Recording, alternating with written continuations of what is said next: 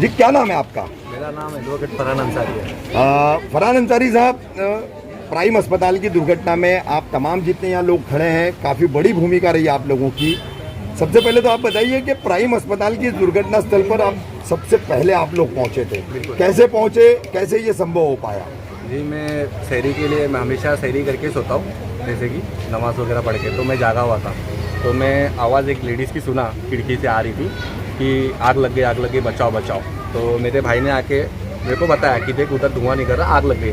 तो मैं तुरंत नीचे उतर के जाके भाग के देखने लगा। जैसे मैं भाग के देखा तो पता चला कि वो आग हॉस्पिटल में लगी है। मेरे घर के पीछे बैक साइड से उसका प्राइम क्रिटिकल का वो आता है, हॉस्पिटल का पीछे का हिस्सा। अच्छा। तो मैं जैसे ही देखा कि उधर पे आग लगी तो अंदर कुछ लोग एडमिट थे जो पेशेंट्स थे। तो वो लोग बता रहे थे कि हमको बाहर निकालो कैसे करके। तो हम उनसे पूछे कि आप वहाँ से बाहर की तरफ से नहीं निकल सकते क्या? तो बोले वहाँ से कुछ रास्ता नहीं आने का, हमको हम नहीं आ पाएंगे, जैसे भी कर सकते हो यहाँ से निकालो हमको। तो हम लोग ने फिर वो कांच को ब्रेक करे रॉड की मदद से। फिर वहाँ से हमने देखे कि पेशेंट्स अंदर और भी बाजू वाले वार्ड में भी थे, आईसीयू में। तो वहाँ पे 3 पेशेंट हमने फर्स्ट वाली ग्रिल से 3 पेशेंट को बाहर निकाले, जिसमें से एक लेडीज़ थी और 2 जेंट्स को निकाले। आपका क्या नाम है? मेरा नाम शाह आलम शेख है। शाह आलम जी, कैसे पहुंचे आप? किस तरीके से ये पूरा रेस्क्यू ऑपरेशन आपने फायर ब्रिगेड के आने से पहले किया, डिजास्टर मैनेजमेंट की टीम के आने से पहले किया? 3:45 बजे मैं पहुंचा था, बिकॉज शहरी के लिए हम लोग जस्ट उठे थे और नीचे आवाज़ हो रही थी कि आग लगी। मैं भागते हुए गया तो पहला जो इन्होंने बताया कि ग्रिल टूट गई थी, आईसीयू के बैक साइड का हिस्सा पहला ग्रिल टूट गई थी। हसनैन टावर में ही रहते हैं? नहीं, मैं डोंगरे बाग में रहता हूँ। डोंगरे बाग में रहते हैं, इसीलिए मैं लेट 3:45 बजे पहुंचा। हाँ। जब पहला ग्रिल इन्होंने उखाड़ लिया उसके बाद इन्होंने बाकी 4 लोगों को रेस्क्यू कर लिया था। हम लोगों ने लास्ट में जो सेकंड लोग तोड़े ना उसमें से, और जब फायर ब्रिगेड आया 1 घंटे के बाद, तब तक हम लोग सिर्फ पानी दे रहे थे और जो भी पॉसिबल था वो करे थे। लेकिन उन्होंने क्या बोला, रेस्क्यू ऑपरेशन बंद है, और जितने मरीज थे निकल गए। उसके बावजूद उनका बंदा ना अंदर जा रहा था ना किसी को जाने दे रहा था। फिर बाद में ज़बरदस्ती मैं विदाउट मास्क कूदा और अंदर जाके मैंने देखा कि एक पेशेंट वहाँ पे बेहोश पड़ा है। मैंने आके वहाँ पे सबको बताया कि वहाँ पे एक पेशेंट है, उसको फिर हम लोग 2 जन निकाल के लाए और लास्ट पेशेंट वही था जो एकदम बुढ़े थे तरीके थे, उम्र दराज थे वो। आपका क्या नाम है? जी, मेरा नाम मोहसिन है। मोहसिन, क्या बताओगे उस दिन की इस दुर्घटना को लेकर के? प्राइम अस्पताल की आप लोग तमाम लोग जो है प्राइम अस्पताल की जो इमारत है हसनैन टावर ABCD उसके आसपास ही रहते हैं सब असल तमाम में लोग। हम लोग पीछे ढूंढे प्रकार में गए थे जी। और ये हुआ कि वहाँ से नर्सेज सब चिल्लाते हुए आई, पीछे रो रहे थे वो लोग चिल्ला के कि आग लगी है। तो उतने में वहाँ पे भीड़ जमा हो गई। अब वो भीड़ जमा हुई तो हम लोगों को तो मालूम नहीं था अंदर पेशेंट कितने और किधर है और कार्रवाई क्या की जाए। कि जब हम लोगों ने हल्का सा कांच खोल के देखा तो अंदर कुछ ज़्यादा ही आग थी। तो ये हुआ था कि भाई अब रुकने से अच्छा कुछ ना कुछ कार्रवाई की जाए। तो हम लोगों ने एक ये डिसीजन किया कि हम लोग खुद ही इसको कांच तोड़ के कम से कम वेंटिलेशन बाहर कर दें। तो जैसे कांच तोड़ा गया उतने में देखा कि पेशेंट की आवाज़ आना चालू हो गई।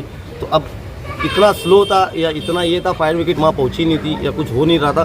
तो हम लोग ने बोला भाई हम लोग ही अपना कार्यक्रम चालू करते, निकालना चालू करते लोगों को। तो तोड़ ताड़ के जो भी अंदर पेशेंट है एक एक करके पेशेंट निकाला गया जैसा जैसा हो सके, क्योंकि इक्विपमेंट नहीं था हमारे पास, ना कुछ था।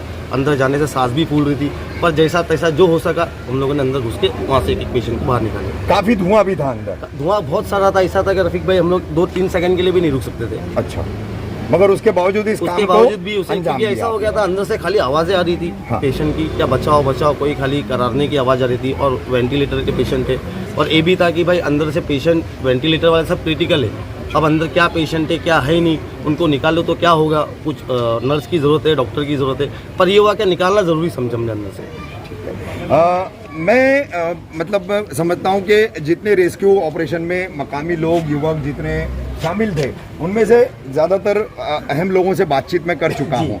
लेकिन एक सवाल मैं आप लोगों से करना चाहूँगा कि प्राइम अस्पताल की ये जो दुर्घटना हुई है, कहीं ना कहीं पूरा अमला, पूरा प्रशासन जो है, चाहे वो थाने मनपा हो, चाहे पुलिस हो, चाहे अदर्स हो, सभी लिपापोती करने में लगे हुए हैं और अब तक कोई कार्रवाई नहीं हुई है। तो इसको लेकर के क्या आप लोगों की भावनाएं हैं कार्रवाई को लेकर के? जिस तरीके से ये आज अगर वक्त रहते आप लोग नहीं पहुंचते और इस तरीके से ग्रिल्स वगैरह तोड़ करके पेशेंट्स को नहीं निकालते और एक मंजिल की आग अगर आसपास फैलती, ऊपर फैलती, तो बहुत बड़ा हादसा हो सकता था। ये तो आप लोगों की जो है समय सूचकता थी, सतर्कता थी कि आप लोगों ने पहुंच करके फौरन रेस्क्यू ऑपरेशन किया, फायर ब्रिगेड के आने का इंतजार नहीं किया। मगर अब कार्रवाई का मुद्दा जो है वो हवा में अधर लटका हुआ है। कार्रवाई को लेकर के क्या आप लोग चाहेंगे? जैसे जितेंद्र रावत साहब ने बताया कि इसके अंदर पहले वेरिफिकेशन करेंगे इसमें किसकी गलती थी। इसके अंदर जो दोषी पाया जाएगा उसके ऊपर कड़ी से कड़ी सजा दी जाएगी। जैसे पालक मंत्री साहब ने भी सेम चीज़ बताया है। हाँ ठीक है, मंत्रियों ने तो जो बात कहनी थी कह दी। एक प्रोसीजरल बात होती है, वो इंक्वायरी होगी, कमेटी बनेगी, इंक्वायरी रिपोर्ट आएगी, कार्रवाई होगी। आप एक एडवोकेट हैं अंसारी साहब, आप वकील हैं, मुझे बताइए कि रेसिडेंशियल एरिया में, क्योंकि हम कल भी गए थे, इमारत के लोगों ने हमें बुलाया था, काफ़ी वहाँ पर जो है हंगामा हो रहा था। रेसिडेंशियल प्लेस में अस्पताल का होना, और वो भी बगैर किसी फायर ऑडिट के, फायर एनओसी के, तो ये कहाँ तक जायज़ है? इस पर फिर कार्रवाई करने में देरी क्यों? क्या लगता है आपको? इसके अंदर ज़रूर ध्यान देना चाहिए कि मुमरा के अंदर जितने भी फायर ऑडिट नहीं है, जितनी भी एनओसी नहीं दी गई है अस्पतालों को, तो उनके अंदर जाके देखना चाहिए कि कहाँ पे क्या है, सही चल रहा है कि नहीं चल रहा है, लोगों के पास क्या सुविधा है कि नहीं है।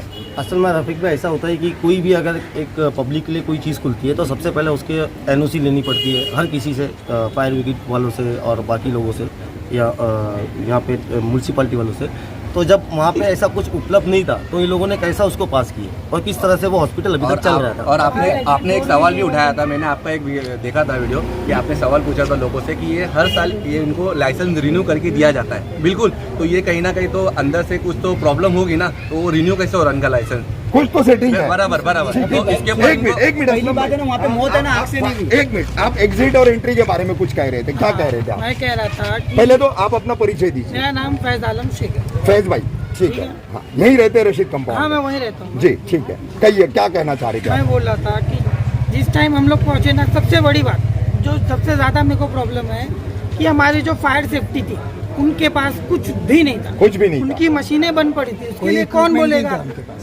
कुछ इक्विपमेंट नहीं है उनके पास, कांच तोड़ने के लिए एक हथौड़ी तक नहीं है। नहीं, तो क्या करना है? सबसे अहम मुद्दा आप कह रहे थे और दूसरी एग्जिट और चीज ये एंट्री कि का। कोई भी ऐसी चीज रहती है, मुझे मालूम है, मैं गल्फ फिटर हूँ, मुझे फायर एग्जिट की थोड़ी नॉलेज है। हाँ। कि कोई भी ऐसी जगह है, हॉस्पिटल है, होटल है, कुछ भी रहता है तो जहाँ पर उसमें भीड़ होती है। एक एंट्री होती है और एक इमरजेंसी एग्जिट होता है। इसमें हाँ। एग्जिट क्यों नहीं है? इमरजेंसी एग्जिट नहीं थे। बहुत नहीं, बहुत नहीं, अहम सवाल आपने उठाया फायर है, एग्जिट होना चाहिए, फायर एक्सटिंग्विशर इतना होना चाहिए कि इतने बड़े एरिया को कवर कर ले। कर ले। बहुत अहम मुद्दा उठाया है। असलम भाई कुछ कहना चाह रहे थे, असलम भाई से बात करेंगे। असलम भाई क्या कहना चाह रहे हैं आप? कल रफीक भाई जो मौतें हुई है वो आग से जलने से नहीं हुई है, दम घुटने से हुई है धुआं के।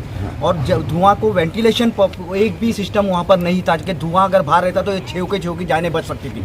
लेकिन उधर एक क्या बोलते हैं उसको, 4 लोगों की जाने बच सकती। नहीं, जो चेंबर सिस्टम करके रखा गया था इसको आइसोलेशन वार्ड को। हाँ। और उसमें धुआं जाने का नहीं, जब इन्होंने कांच तोड़े तो इतना भपार आया कि हम लोग के नाक में जो किया था, हम लोग को कम से कम 10 मिनट तक खांसी चालू हो गई थी। ये सिस्टम था उधर, तो लोगों में अंदर क्या असर हुआ होगा? असल में रफीक भाई लेट हुआ है कार्रवाई करने में, फायर ब्रिगेड को भी जो भी उनको कार्रवाई करनी थी उसमें लेट हुए। और ज़्यादातर असल में जो मौतें हुई है उसका कारण वो भी है कि इनकी कार्रवाई बहुत लेट हुई है। और ये लोगों ने, अगर एक टीम होती है फायर ब्रिगेड, एक ट्रेनिंग वाले बंदे होते हैं, उनको पता होता है करना क्या है, कब क्या हमको इक्विपमेंट यूज़ करना है और क्या नहीं करना है, तो वो चीज़ों में लोग बहुत ढीले थे, ये लोगों ने नहीं किए, इसलिए इससे ज़्यादा हो गई। और इससे ज़्यादा हो सकता था, पर चलो वो बहरहाल क्या उतने में ही रुक गया। और ये बढ़ता भी नहीं था। अगर बराबर सेफ्टी और बराबर सारी चीज़ें होती थी ना, इतना बढ़ता भी नहीं था। ये देखो हादसे होते रहते, पर हादसे में मौत नहीं होती। मौत होती है मतलब कुछ ना कुछ तो हुआ है, कहीं ना कहीं गलती हुई है, तभी मौत हुई। ठीक। पाटिल साहब को भी आपने देखे कि वो खाली 2 सेकंड के लिए अंदर गए थे तो उनको पानी लेना पड़ा, ऑक्सीजन के लिए पानी मारना पड़ा उनके से। जब एक पुलिस ऑफिसर हट्टा खट्टा तो मरीज थे, उनको कितना तड़प के मरे होएगा। तो इसके लिए वो अपना डॉक्टर्स में और वो हॉस्पिटल्स में कड़ी से कड़ी कार्रवाई होना चाहिए। ये मुमरा को ये सिर्फ अंधेरे में रखा गया और मेन मुद्दे से भटकाया जा रहा। बस वो हॉस्पिटल पे कड़ी से कड़ी कार्रवाई होना चाहिए। वो मुआवजा मिले नहीं मिले, लेकिन वो डॉक्टर को सजा मिलना चाहिए ताकि दूसरे हॉस्पिटल वाले ये हरकत ना कर सके मुमरा में। रफीक भाई एक चीज़ बोलना था। हाँ। कि जैसे कि अभी आज ये एक हॉस्पिटल है, कल का था ये कोई दूसरा हॉस्पिटल भी हो सकता है, क्योंकि जो हिसाब से अगर देखा जाए तो मुमरा में जितने भी लोग हैं वो अपने पेशेंट को या अपने करीबी को लेके जाते हैं हॉस्पिटल में बचाने के लिए, कोई भी तरीके से। पर अगर हॉस्पिटल में ही ये सारी चीज़ें होगी तो फिर क्या होगा? जैसे वो पेशेंट्स को निकाले, जो पेशेंट्स एकदम क्रिटिकल की सिचुएशन में थे, सफोकेशन फील कर रहे थे, तो हमारे जो राजू भाई है उन्होंने उनको हॉस्पिटल में अरेंज करा के ताबड़तोड़ भर्ती करवाया। जैसे बिलाल हॉस्पिटल में किसी को भेजे, किसी को कालसेकर में भेजे, किसी को कोविड सेंटर में भेजे। तो हमारे राजू भाई ने भी वहाँ पे बहुत सारी मेहनत करी है, उन्होंने उस वक्त पहुँच के लोगों की हेल्प करी है बहुत सारी। ठीक, ओके। अच्छा। और जो पेशेंट्स लोगों को बाहर निकालने का काम इन्होंने किया है ना, क्योंकि इनके साथ मैं अंदर घुसा था, मैंने देखा है कि मैं अंदर घुसा 2 सेकंड में मैं बाहर आ गया। जो मुझे सफोकेशन हो रहा था, भैया बंदे ने रुमाल को भिगा कर अपने ऊपर बांधा है, मैंने अंदर जाकर आईसीयू में छोड़ा है। वैसे हमारे फरहान भाई ने, जितने भी यहाँ पे जो लोग खड़े हुए हैं ना, इन लोगों ने अपनी जान को जोखिम में डालकर, जान के ऊपर खेल करके जो इन लोगों ने काम किया है, ये मैं इन लोगों के जज्बे को, इन लोगों की ताकत को और इन लोगों की डेरी को मैं सलाम करता हूँ। और हम तमाम उम्रा को के जो लोग हैं, इन लोगों को सलाम करते हैं। इन लोगों ने जिस तरीके से वहाँ पे काम को अंजाम दिया और जिस तरीके से वहाँ पे काम किया है, ये काबिल तारीफ है और इनके लिए कोई शब्द नहीं है हमारे पास। मतलब जिस तरीके से इन्होंने काम किया, बहुत बेहतरीन तरीके से काम किया। थोड़ा सा मैं चाहूँगा जफर नुमानी साहब को थोड़ा सा बोले। सब मैं तो इनको कितनी मुबारकबाद पेश करूंगा, बहुत कम है, मेरे लिए अल्फाज नहीं है। जिस तरीके से इन लोगों ने अपनी जान पर खेल करके लोगों की जान को बचाने की कोशिश की। देखिए, मौत और हयात अल्लाह के हाथ में, इन्होंने पूरी कोशिश की। और अगर ये वक्त पर मौजूद नहीं होते तो एक बड़ा हादसा, उससे बड़ा भी हादसा हो सकता था। और अल्लाह ताला ने उस वक्त इन लोगों के फरिश्ते समय पहुँच बन करके वहाँ पहुँचे और अल्लाह ताला ने इनसे काम लिया। मैं इनके जज्बे को सलाम करता हूँ। और असली मुमरा के हीरो अगर है तो ये लोग हैं। ये बहुत इनके लिए जितनी तारीफ की जाए कम है। ये असली मुमरा के हीरो है और जान पर खेल करके अपनी जान की परवाह न करते हुए दूसरे की जान को बचाना, यही सबसे बड़ा खिदमत खल्क है। मैं इनको सलाम करता हूँ, सलूट करता हूँ। और वो पुलिस, हमारे सरफराज दरबारी साहब और की पूरे बच्चों की टीम, और वो पुलिस ऑफिसर पाटिल साहब, फायर की पूरी टीम, महानगर पालिका की टीम, तमाम नगर सेवक, जो भी जिन लोगों ने भी उसमें मेहनत की है, तमाम लोग को सलूट करता हूँ। लेकिन सबसे ज्यादा सलूट मुझे इन बच्चों को है। मुझे इन पर फख्र है। ये मुमरा वासी है, मुमरा वाले हैं। इस पर मुझे और गर्व है। आज मुमरा का नाम और रोशन हो गया। अल्लाह हाफ़िज़। भाई एक दिन और खाली नहीं एक चीज। अच्छा, हाथ में लेना देखा, जितने लोग आए या जो भी नगर सेवक आए, सबने बहुत मेहनत किया। लेकिन ज़्यादातर लोग ये सोच रहे थे कि मैं फोटो सेक्शन में आगे रहूं। लोग कैमरे में आ रहे थे। मैंने राजू भाई को अपनी आंखों से देखा है। जो पेशेंट बाहर निकल रहा था, उसको बाकायदा जिम्मेदारी से एम्बुलेंस में डाल के हॉस्पिटल तक पहुंचाने की जिम्मेदारी एक बंदे ने लिया, वो है राजू भाई।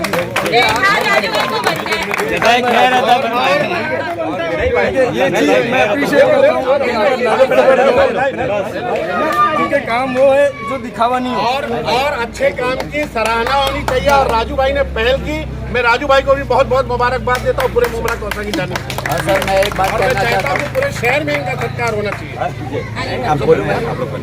मैं एक बात बोलना चाहता हूँ। हम लोग जैसे राजू भाई को भागते हुए देखे ना, बिना सेफ्टी के, हम लोग पता नहीं क्या हुआ, तो हमने हमारी गाड़ी साइड में लगाया और हम डायरेक्ट अंदर घुस गए। तो ये बच्चा मेरे को देख के तुरंत मेरे पीछे आया। तो हम लोग को पुलिस वाला अंदर जाने नहीं दे रहा था डंडे से। तो राजू भाई ने बोले, तुम लोग कुछ नहीं कर रहे हो, तुम लोग तो अंदर जा रहे नहीं हो, ये लोग को तो जाने दो। तो राजू भाई ने उन लोगों को हटा के हम लोग को अंदर जाने दिए। अच्छा काम चलो, माशाल्लाह अच्छा काम किया। तो भाई सबका शुक्रिया, तमाम लोगों का शुक्रिया। और सबसे ज़्यादा मैं हमारी जो पत्रकार टीम है, जिसमें मैंने अंदर को देखा कि वहाँ पर खड़े रहकर काम कर रहा था मेरे साथ में, सुबह 8 बजे तक के बेचारे वहीं रहे। और मेरा ऐसा अंदाजा है कि सिर्फ उन लोगों ने पानी पी करके अपना सहरी रखी है। तो उन लोगों का मैं सत्कार करता हूँ। हमारे साजिद भाई हैं, हमारे मोइन भाई रहे, हमारे अंसारी साहब रहे, ये जितने भी लोग हैं यहाँ पर, ये सब तमाम लोगों ने वहाँ पर खड़े रह करके कवर किया अच्छे तरीके से और अच्छे तरीके से काम करने में हमारी मदद की। हम इनका भी बहुत तहे दिल से शुक्रिया अदा करते हैं। चलो नुमानी साहब